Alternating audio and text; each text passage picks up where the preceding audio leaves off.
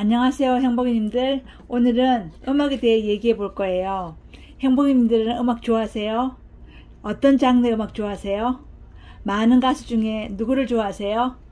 클래식 음악 좋아하시면 어떤 작곡가와 연주자 좋아하세요?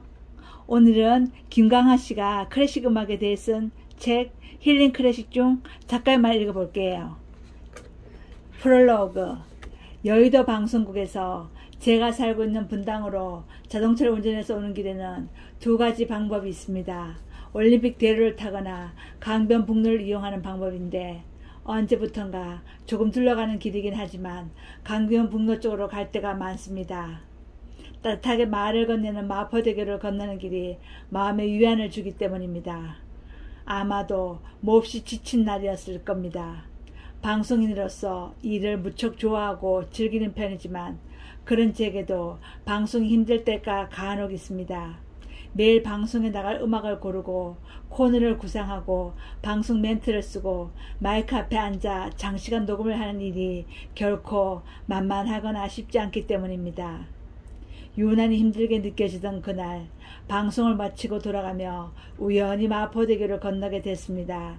그날은 평소에 잘 다니던 올림픽 대로 쪽 도로가 매우 혼잡했습니다. 강변북로 쪽이 나을 듯 싶어 그리 향했지만 그쪽도 사정은 비슷해서 마포대교 위에서부터 차들이 밀리고 있었습니다. 니엇니엇 해가 지고 있었고 때를 놓쳐 배까지 고프고 마음까지 힘들어진 상황. 그런데 그 밀리는 도로 덕분에 저는 처음으로 마포대교 난간 위에 새겨진 여러 문구들을 보게 되었습니다. 마포대교가 자살 방지를 위해 생명의 다리로 조성되었고 다시 그 역효과로 의견이 분분하다는 소식은 뉴스를 통해 알고 있었습니다. 하지만 한 번도 눈여겨본 적은 없었기 때문에 우연히 보게 된 난간 위의 글들이 생소하고 놀라웠습니다.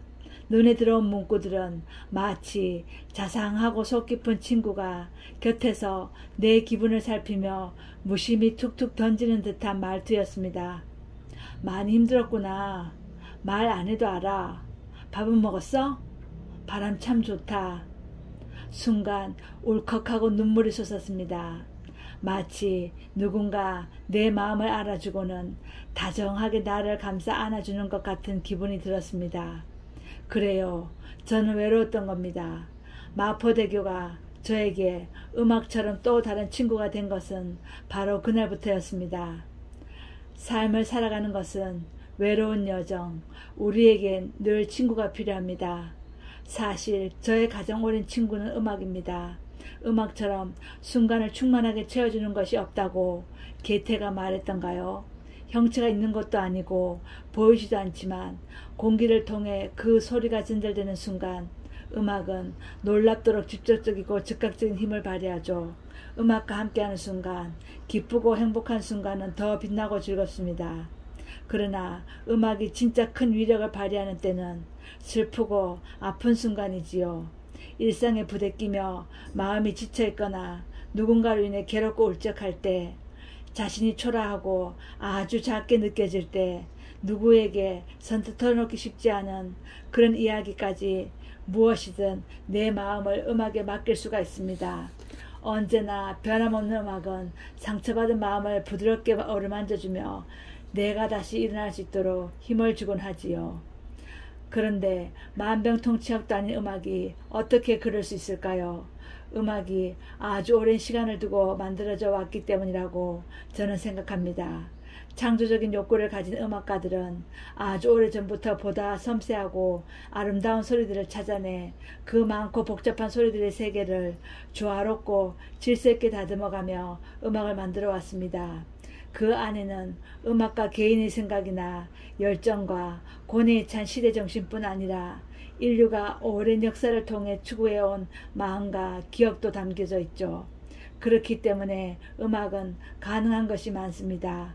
아무런 제약 없이 시공을 초월해 몇백 년의 역사를 순식간에 오갈 수 있을 뿐 아니라 누구에게나 힘이 되고 힐링이 되는 한결같은 친구가 되어줍니다.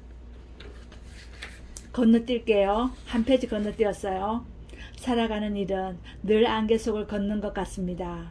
확실한 일도 갈피를 못 잡을 때가 있고 불투명한 미래는 도대체 장담할 수가 없으니까요. 그런 하루하루를 살아가는 여러분들에게 이 책의 이야기들이 그리고 이 음악들이 작은 위안이 되길 바랍니다.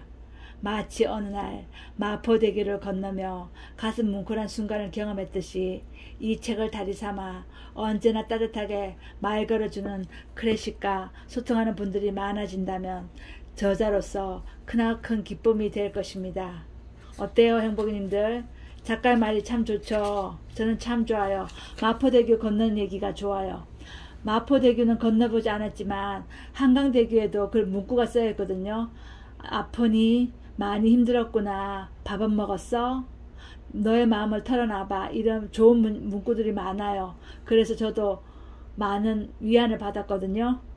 이 책에는 수많은 작곡가, 클래식 작곡가와 그의 대표작에 대한 해설이 있어요. 베토벤, 모차르트, 바흐, 하이든, 거시윈, 드뷔시, 라벨, 말러, 바그너, 찰코프스키, 스트라빈스키 등요. 한번 읽어보세요. 내용이 참 좋아요.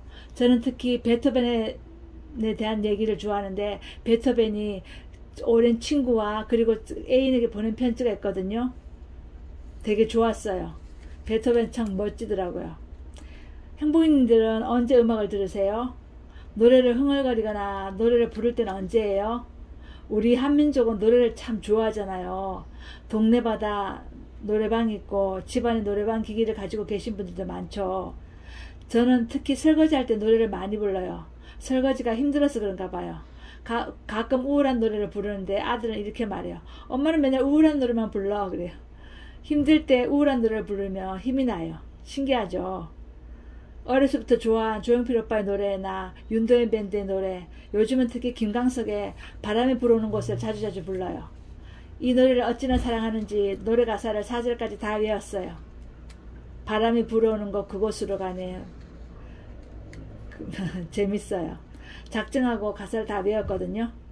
저는 조용필 오빠를 좋아해서 콘서트에도 다녀왔어요. 콘서트에 간 날은 어찌나 좋고 기쁘던지요. 콘서트에 마법에 걸려가지고 자꾸자꾸 콘서트에 가고 싶어졌어요. 또 조수미 씨의 독주에도 다녀왔어요. 조수미 씨의 노래가, 조수미 씨의 목소리가 새소리로 들렸어요. 얼마나 청량하고 청아하고 맑고 좋던죠. 노래를 들으면서 어찌나 좋고 기뻐서 마음이 충만함으로 가득 차던지요. 이런 생각을 했어요. 아, 나는 오늘 조수미 씨 노래를 들었으니까 내일 죽어도 여한이 없다. 이렇게 생각했어요. 또 조수미 씨가 공연한다면 모든 일을 제쳐두고 가고 싶어요.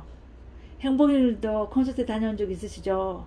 콘서트에 가서 기쁨을 만끽하고 오셨죠? 또 그 콘서트에 가고 싶으시죠? 빨리 코로나가 종식되어야 할 텐데 우리 모두 코로나 안전수칙 잘 지키면서 살아가지고요. 콘서트 갈 수 있는 날을 하루하루 앞당겨요. 행복이님, 7월에는 기쁜 일, 멋진 일, 좋은 일, 행복한 일 가득가득 생겨서 더 많이 사랑하고 더 많이 행복하고 더 많이 서로서로 아껴주는 시간 되어요. 행복이님 사랑합니다.